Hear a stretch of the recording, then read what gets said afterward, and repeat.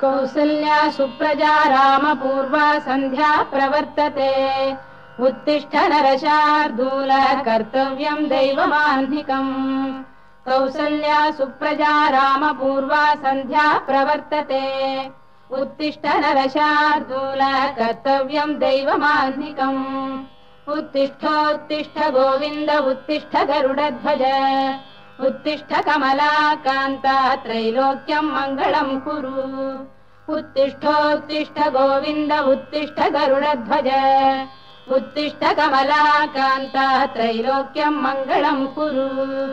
मातः समस्त जगतां मधुकैटभारेः वक्षो विहारिणि मनोहर दिव्यमूर्ते श्रीस्वामिनि श्रुत जनप्रियदानशीले श्रीवेङ्कटेश दयिते तव सुप्रभातम् मातः समस्त जगतां मधुकैटभारेः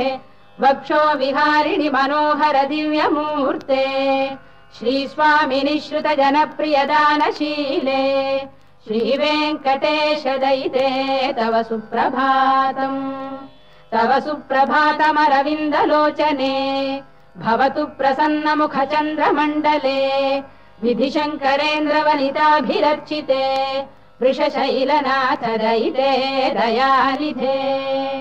अत्र्यादिसप्तऋषयः समुपास्य सन्ध्याम् आकाशसिन्धुकमलानि मनोहराणि आदाय पादयुगमर्चयितुम् प्रपन्नाः शेषाद्रिशेखर विभो तव सुप्रभातम्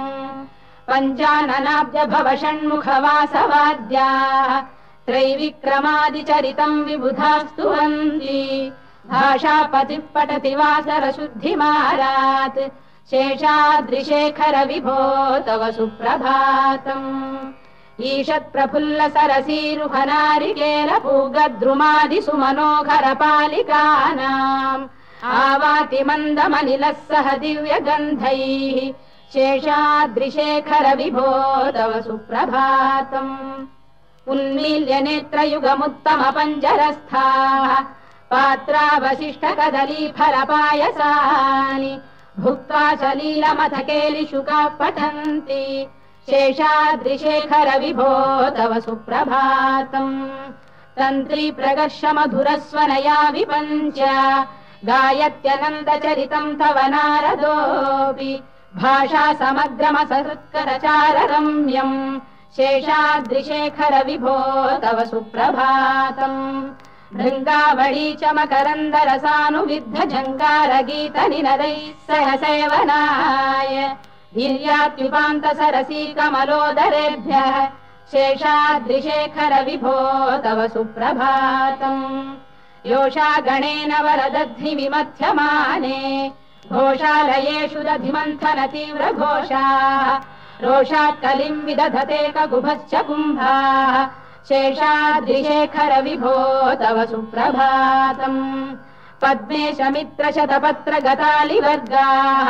हर्तुम् श्रियम् कुवलयस्य निजाङ्गलक्ष्म्या भेरी निनादमिव बिभ्रति तीव्रनादम् शेषाद्रिशेखर विभो तव सुप्रभातम् श्रीमन्नभीष्टवरदाखिल लोकबन्धो श्री श्रीनिवास जगदेक दयैक सिन्धो श्रीदेवतागृह भुजान्तर दिव्यमूर्ते श्रीवेङ्कटाचलपते तव सुप्रभातम् श्रीमन्नभीष्टवरदाखिल लोकबन्धो श्री श्रीनिवास जगदेक दयैक सिन्धो श्रीदेवतागृह भुजान्तर दिव्यमूर्ते श्रीवेङ्कटाचलपते तव सुप्रभातम् श्रीस्वामि पुष्करिणिकाप्लव निर्मलाङ्गाः श्रेयोर्धिनो हर विरिञ्च सनन्दनाद्याः द्वारे वसन्ति वरवेत्र हतोत्तमाङ्गाः श्रीवेङ्कटाचलपते तव सुप्रभातम् श्रीशेषशैल गरुडाचल वेङ्कटाद्रिनारायणाद्रिवृषभाद्रिविषाद्रिमुख्याम् आख्याम् त्वदीय वसतेरनिशम् वदन्ति श्रीवेङ्कटाचलपते तव सुप्रभातम् सेवा परा शिव सुरेश कृशानुधर्म रक्षोऽम्बुनाथ पवमान धनाधिनाथाः बद्धाञ्जलि प्रविलसन्निज शीर्षदेशाः श्रीवेङ्कटाचलपते तव सुप्रभातम् घाटीषु देवि खगराज मृगाधिराज नागाधिराज गजराज हयाधिराजाः स्वस्वाधिकार महिमाधिकमर्थयन्ते श्रीवेङ्कटाचलपते तव सुप्रभातम् सूर्येन्दुभौम बुधवाक्परिकाव्यसौरिस्वर्भानुकेतु दिविषत्परिषत्प्रधानाः त्वद्दासदासचरमावधिदासदासाः श्रीवेङ्कटाचलपते तव सुप्रभातम् त्वत्पादधूलिभरितस्फुरितोत्तमाङ्गाः स्वर्गापवर्गनिरपेक्ष निजान्तरङ्गाः कल्पागमाकलनयाकुलताम् लभन्ते श्रीवेङ्कटाचलपते तव सुप्रभातम् त्वद्गोपुराग्रशिखराणि निरीक्षमाणाः स्वर्गापवर्गपदवीम् परमाम् श्रयन्तः मर्त्या मनुष्य भुवने मतिमाश्रयन्ते श्रीवेङ्कटाचलपते तव सुप्रभातम् श्रीभूमिनायक दयादिगुणामृताब्धे देवादिदेव जगदेक शरण्यमूर्ते श्रीमन्ननन्त गरुडाधिभिरर्चिताघ्रे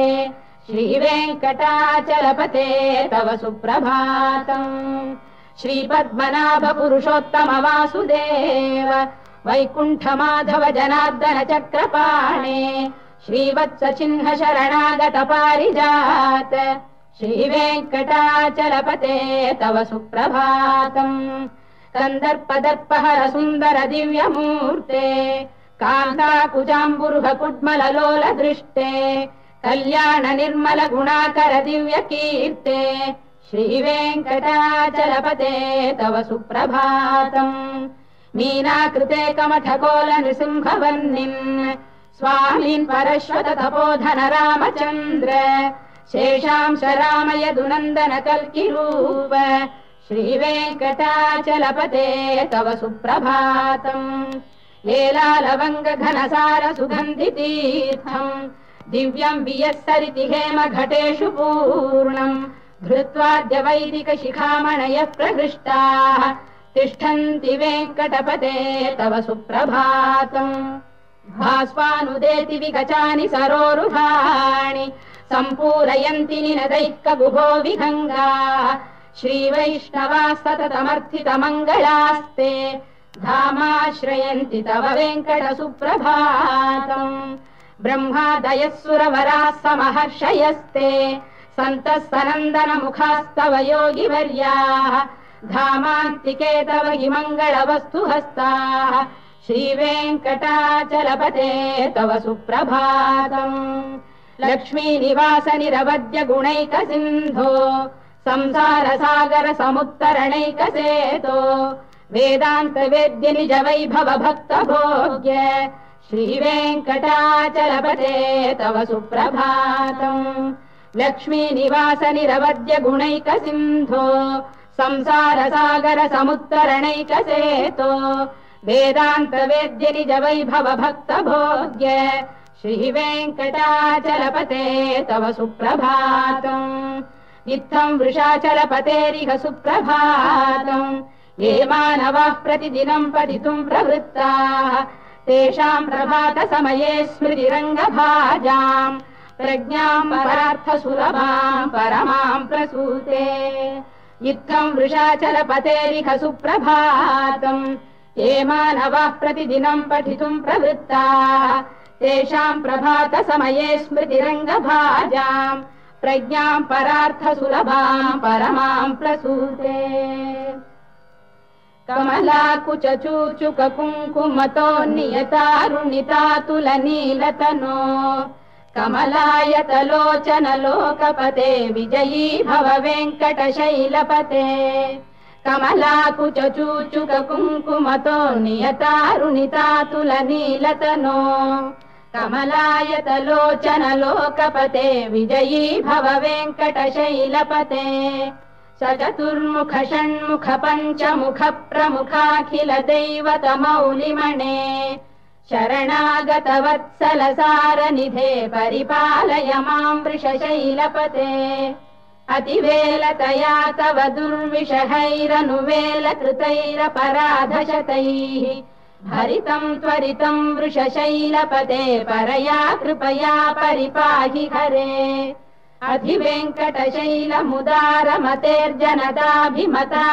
अधिवेङ्कटशैलमुदारमतेर्जनताभिमताधिकदानरतात् परदेवतया गदितान्निगमै कमलादयितान्न परं कलये कलवेणुरवावशगोपवधू शतकोटिवृता स्मरकोटिसमात् रतिवल्लविकाभिमतात् सुखदात् वसुदेवसुतान्न परं कलये अभिराम गुणाकरदाशरथे जगदेकधनुर्धर धीरमते रघुनायक राम रमेश विभो वरदो भवदेव दया जलधे अवनीतनया कमनीयकरं रजनीकर चारुमुखाम्बुरुहम् रजनीचर राजतमो मिहिरं महनीयमहं रघुराममये सुमुखं सुहृदं सुलभं सुखदं स्वनुजं च सुखाय ममोघशरम् अपहाय रघुद्वहमन्यमहं न कथञ्चन कञ्चन जातु भजे विना वेङ्कटेशं ननाथो ननाथ सदा वेङ्कटेशं स्मरामि स्मरामि हरे वेङ्कटेश प्रसीद प्रसीद प्रियं वेङ्कटेश प्रयच्छ प्रयच्छ विना वेङ्कटेशं ननाथो ननाथ सदा वेङ्कटेशं स्मरामि स्मरामि हरे वेङ्कटेश प्रसीद प्रसीद प्रियं वेङ्कटेश प्रयच्छ प्रयच्छ अहं दूरतस्ते पदाम्भोजयुग्म प्रणामेच्छयागत्य सेवां करोमि सकृत्सेवया नित्यसेवा फलं त्वं प्रयच्छ प्रयच्छ प्रभो वेङ्कटेश अज्ञानिना मया दोषानशेषान् विहितान् हरे क्षमस्वत्वं शेषशैलशिखामणे अज्ञानिना मया दोषानशेषान् विहितान् हरे क्षमस्वत्वं शेषशैलशिखामणे ईशानां जगतोऽस्य वेङ्कटपतेर्विष्णोः परां प्रेयसीम् तद्वक्षस्थलनित्यवासरसिकां तत्क्षान्तिसंवर्धिनीम् पद्मालङ्कृतपाणिपल्लवयुगां पद्मासनस्थां श्रियम् वात्सल्यादिगुणोज्ज्वलां भगवतीं वन्दे जगन्मातरम् ईशानां जगतोऽस्य वेङ्कटपतेर्विष्णोः परां प्रेयसीम् तद्वक्षस्थलनित्यवासरसिकां तत्क्षान्तिसंवर्धिनीम् पद्मालङ्कृतपाणिपल्लवयुगां पद्मासनस्थां श्रियम् वात्सल्यादिगुणोज्ज्वलां भगवतीं वन्दे जगन्मातरम् श्रीमन्कृपाजलनिधे कृत सर्वलोक सर्वज्ञ शक्तनतवत्सल सर्वशेषिन् स्वामिन् सुशील सुलभाश्रित पारिजात श्रीवेङ्कटेश चरणौ शरणं प्रपद्ये श्रीमन्कृपाजलनिधे कृत सर्वलोक सर्वज्ञ शक्तनतवत्सल सर्वशेषिन् स्वामिन् सुशील सुलभाश्रित पारिजात श्रीवेङ्कटेश चरणौ शरणं प्रपद्ये आनूपुरार्पित सुजात सुगन्धि पुष्प सौरभ्य सौरभकरौ समशन्निवेशौ सौम्यौ सदानुभवनेऽपि नवानुभाव्यौ श्रीवेङ्कटेश चरणौ शरणं प्रपद्ये सद्यो विकासि समुदित्वरसान्द्र राग सौरभ्य निर्भर सरोरुह साम्यवार्ताम् सम्यक्षु साहसपदेषु विलेखयन्तौ श्रीवेङ्कटेश चरणौ शरणं प्रपद्ये रेखामयध्वज सुधाकलशातपद्रवज्राङ्कुशाम्बुरुह कल्पक शङ्ख चक्रैः भव्यैरलङ्कृततलौ परतत्त्वचिह्नैः श्रीवेङ्कटेश चरणौ शरणं प्रपद्ये ताम्रोदरद्युति पराजित पद्मरागौ बाह्यैर्महोभिरभिभूत महेन्द्र नीलौ उद्यन्नखांशुभिरुदस्त शशाङ्कभासौ श्रीवेङ्कटेश चरणौ शरणं प्रपद्ये सप्रेम भीति कमलाकर पल्लवाभ्यां संवाहनेऽपि सवदिक्रममादधानौ कान्थाववाङ्मनसगोचरसौ कुमार्यौ श्रीवेङ्कटेश चरणौ शरणं प्रपद्ये लक्ष्मीमही तदनुरूप निजानुभाव नीलादिदिव्यमहिषीकर पल्लवानाम् आरुण्य संक्रमणतः किल सान्द्ररागौ श्रीवेङ्कटेश चरणौ शरणं प्रपद्ये नित्यानमद्भिः शिवादि किरीटकोटि प्रत्युक्तदीप्तनवरत्नमः प्ररोहैः नीराजना विधिमुदारमुपादधानौ श्रीवेङ्कटेश चरणौ शरणं प्रपद्ये विष्णौ पदे परम इत्युदित प्रशंसौ यौ मध्व उत्स इति भोग्यतयाप्युपातौ भूयस्ततेति तव पाणितल प्रतिष्ठौ श्रीवेङ्कटेश चरणौ शरणं प्रपद्ये पार्थाय तत्सदृशसारथिना त्वयैव यौ दर्शितौ स्वचरणौ शरणं व्रजेति भूयोऽपि मह्यमिहतौ करदर्शितौ ते श्रीवेङ्कटेश चरणौ शरणं प्रपद्ये मन्मूर्धिकालियपणे विकटाटवीषु श्रीवेङ्कटाद्रिशिखरे शिरसि श्रुतीनाम् चित्तेऽप्यनन्यमनसां सममाहितौ ते श्रीवेङ्कटेश चरणौ शरणं प्रपद्ये अम्लानघृष्यदवनीतलकीर्णपुष्पौ श्रीवेङ्कटाद्रिशिखराभरणायमानौ आनन्दिताखिल मनोनयनौ तवैतौ श्रीवेङ्कटेश चरणौ शरणं प्रपद्ये प्रायः प्रपन्न जनता प्रथमावगाह्यौ मातुस्तनाविव शिशोरमृतायमानौ प्राप्तौ परस्पर तुलामतुलान्तरौ ते श्रीवेङ्कटेश चरणौ शरणं प्रपद्ये सत्त्वोत्तरैः सतत सेव्य पदाम्बुजेन संसारतारकदयार्द्रदृगञ्चलेन सौम्योपयन्तृमुनिना मम दर्शितौ ते श्रीवेङ्कटेश चरणौ शरणं प्रपद्ये सत्त्वोत्तरैः सतत सेव्य पदाम्बुजेन संसारतारकदयार्द्रदृगञ्चलेन सौम्योपयन्तृमुनिना मम दर्शितौ ते श्रीवेङ्कटेश चरणौ शरणं प्रपद्ये श्रीशश्रिया घटिकया त्वदुपाय भावे प्राप्ये त्वयि स्वयमुपेय दया स्फुरन्त्या नित्याश्रिताय निरवद्य गुणाय तुभ्यम् स्यां किङ्करो वृषगिरीश न जातु मह्यम् श्रीशश्रिया घटिकया त्वदुपाय भावे प्राप्ये त्वयि स्वयमुपेय दया स्फुरन्त्या नित्याश्रिताय निरवद्य गुणाय तुभ्यम् स्यां किङ्करो वृषगिरीश न जातु मह्यम् श्रियकान्ताय कल्याणनिधये निधयेऽर्थिनाम् श्रीवेङ्कटनिवासाय श्रीनिवासाय मङ्गलम्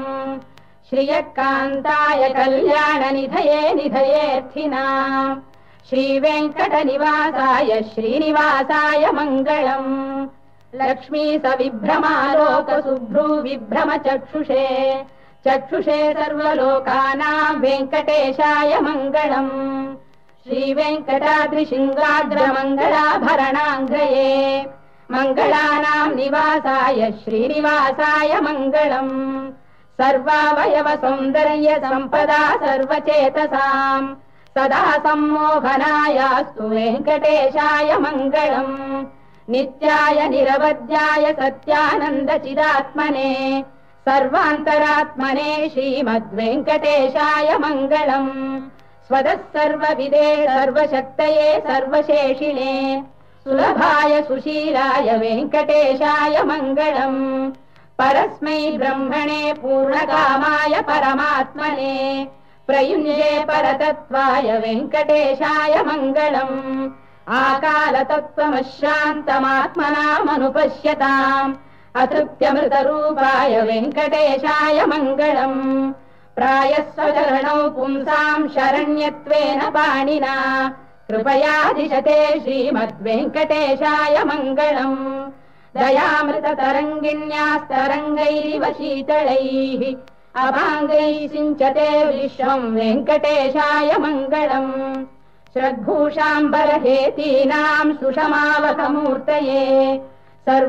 सर्वार्तिशमनायास्तु वेङ्कटेशाय मङ्गलम् श्रीवैकुण्ठविरक्ताय स्वामि पुष्करिणीतटे रमया रममाणाय वेङ्कटेशाय मङ्गलम्